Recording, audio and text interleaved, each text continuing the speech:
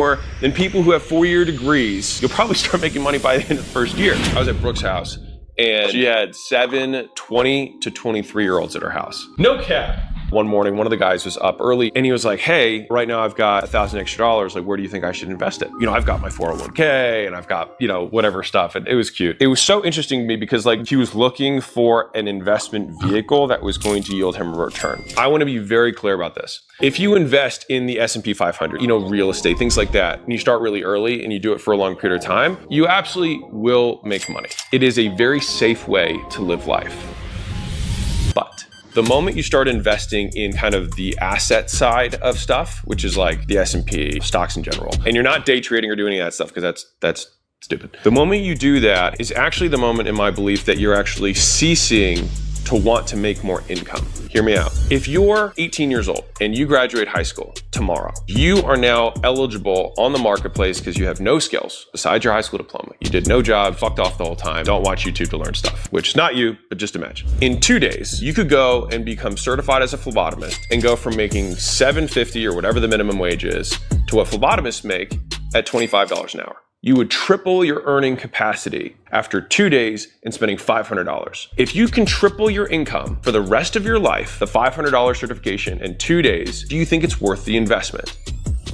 Probably. And so the problem is that people think about the biggest investment as the stuff that they take their money and they put it into. And I'm gonna be trite right now. Your ability to earn money, to provide value to the marketplace and solve problems for other people is how you will be able to make money. There's the value of the problem that you solve and what you charge for it. The bigger that number is, the more you can charge. That gap between their old problem and the solution, that value, is the percentage that you can take and put in your pocket as something that you have now created in this. And it could be a service, it could be products, it could be whatever. Your earning capacity is going to be the thing that generates you wealth. Do you want to be smart with your money and save it?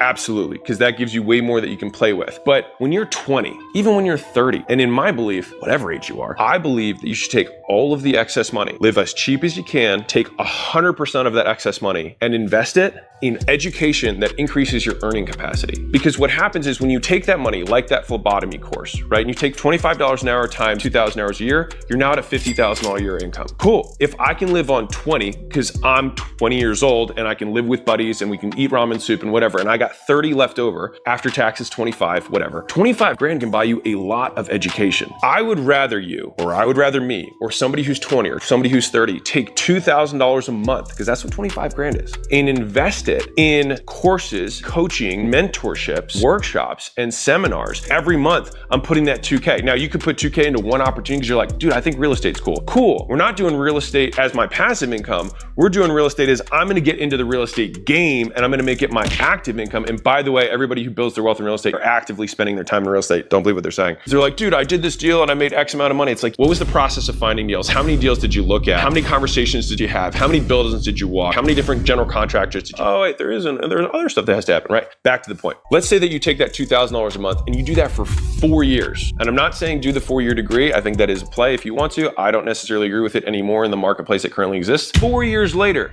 I fucking guarantee you that you will be making more than people who have 4-year degrees. You'll probably start making money by the end of the first year. The amount of like copywriting courses and books and programs, mentorships, and even one-on-one coaching. Like I think one-on-one coaching is a phenomenal way to learn a new skill. If you're like, hey, I need to know how to buy media. I need to know how to run an ad. Go pay someone who runs ads or teaches people how to run ads. When you make that payment, you're seeing it as one class in your entrepreneurial degree rather than this one $12,000 investment has to make me rich. If you can make that shift as like, this is my course. Like when you get your degree in college, you're not like, oh, I'm going to take one class in Spanish, graduate, and get whatever job I want. No one thinks that way. But for some reason, they think about that when it comes to entrepreneurial stuff. You're not paying someone to think that they're going to be your savior. They're not going to save you from your life, do everything for you. No one person is going to teach you everything. I'll do my best on this channel to teach you stuff I know, but you have something to learn from everyone.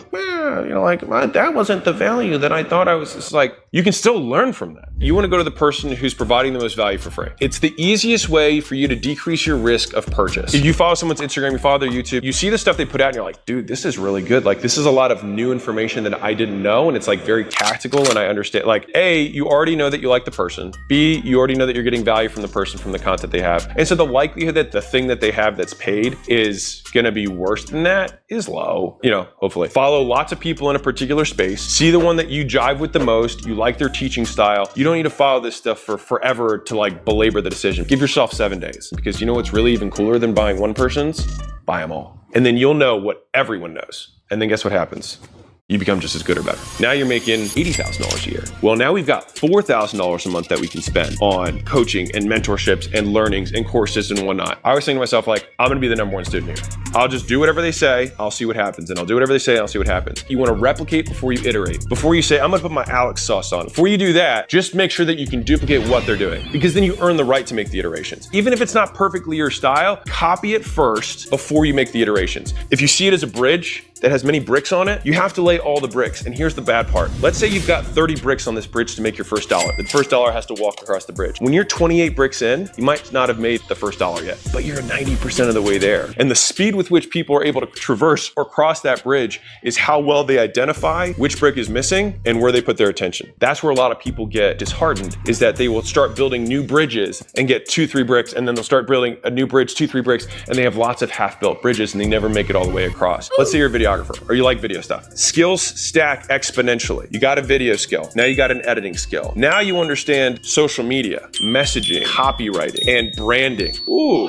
management and operations and leadership. See how that person starts to expand? You can imagine how their pay is going to dramatically increase, because now you're a CMO. Broadening your horizon and going deep in these other silos, and then all of a sudden, you're an entrepreneur. One is you have to make that decision that you're not gonna spend all your money on stupid stuff. The second is that you are gonna spend your money not on the S&P, but on the S and me.